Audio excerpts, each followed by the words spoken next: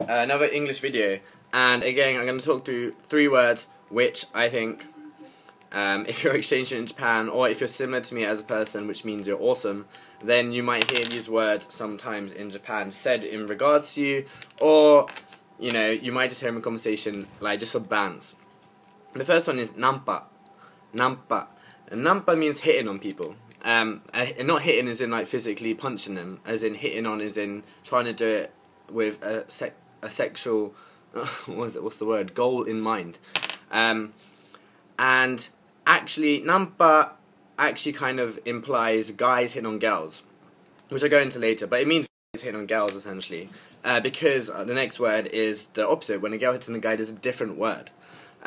So you'll hear nanpa when, if you're a guy and you speak to a girl for too long at a party, or I don't know, you make her laugh a lot, people will say, nanpa shiteru na, sasaga na, and like people will just, which means like, oh yeah, he's hitting on her, classic. So you will hear that word a lot, and even if you're not hitting on someone, people will say it. And sometimes it's banned, and sometimes people just assume that you being friendly might be you hitting on a girl. And you just gotta like go over it and like let that roll off your back like water on a duck, and just be like, yeah, I'm hitting on her, and what? Even if you're not, just like don't get annoyed, but don't be like, I'm not hitting on her. Like don't do that, because then they're just gonna assume, yeah, he's clearly hitting on her. What a weasel. But yeah, it's a word which I hear quite a lot.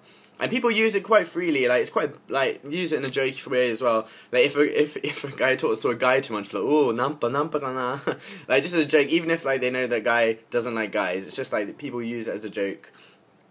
Like if you talk to someone too long, you're hitting on them type thing. It's like kind of banter. But yeah, that's one word you hear. Another word, which is what I was just saying, the reverse, it's called gyakunan. Or gyaku nanpa, but people say gyakunan, which means, gyaku means reverse. So when a girl hits on a guy, it's called reverse. Reverse hitting on. And it doesn't mean that she got hit on and then she's like, actually no, I do want to sleep with you, I'm gonna attack you back. Like, it's not that. It means that, I actually wrote a speech on this a few years ago, but I wrote an article about it, kind of, about the whole idea that originally the whole idea is that men hit on women, whatever, all these social which are constructed years and years of whatever ago. So then if a girl does it, it's called the reverse version, because it's going against what is normally considered as the norm. Right, so that's how I assume it's come about. But yeah, so if a girl is hitting on a guy, or like if a girl's talking to a guy too much and like, I don't know, like asks them out to go for dinner all the time, it's like, oh, gyaku nanpa kana, and it's like, oh, the reverse hitting on, basically just means hitting on. And that's another word you might hear. If you're a girl and you're very talkative and talk to lots of guys, and it doesn't even have to be in a dodgy sense. Like, you don't have to, it's not actually, you're trying to like eat yourself through lots of guys. That's even if that is not what you're doing. If you're just being a friendly person, people might be like, oh, gyaku na. But then you'll be like, no, it's friendly. Like, but yeah, that's another word you might hear, which is a funny word. And it's always, if you use this word in a joke yourself, people be like, shit, why do you know that word? Because you don't learn these words in Japanese class. It's like, oh, today guys, in class we're going to learn the words about hitting on people. And making them down drinks. And also how to order beers. Like, people, like, you don't learn that stuff, so that stuff you can only get from talking to people. So that's another good word, just to know. And next word is really important, I think, for if you're spending any time in Japan and you want to make loads of friends. LINE交換. LINE交換.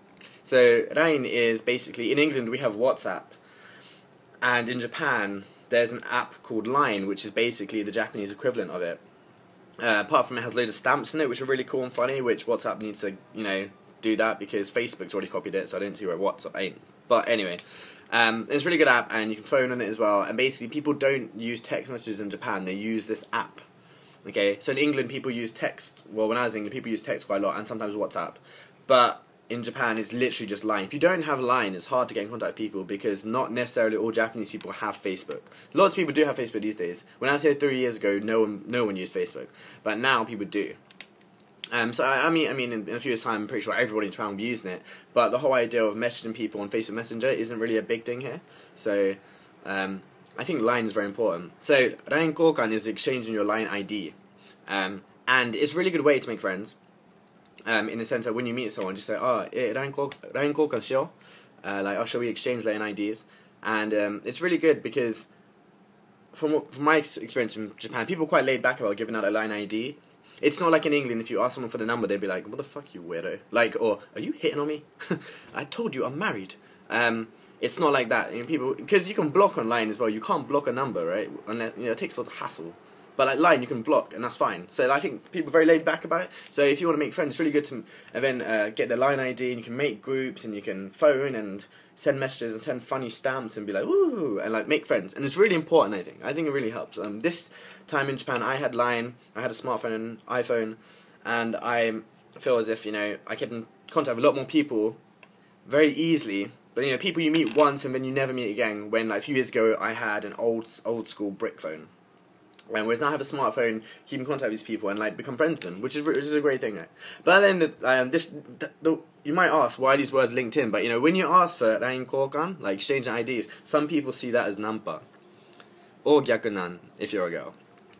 So I think, you know, I just thought, oh well, that's how they can be linked in.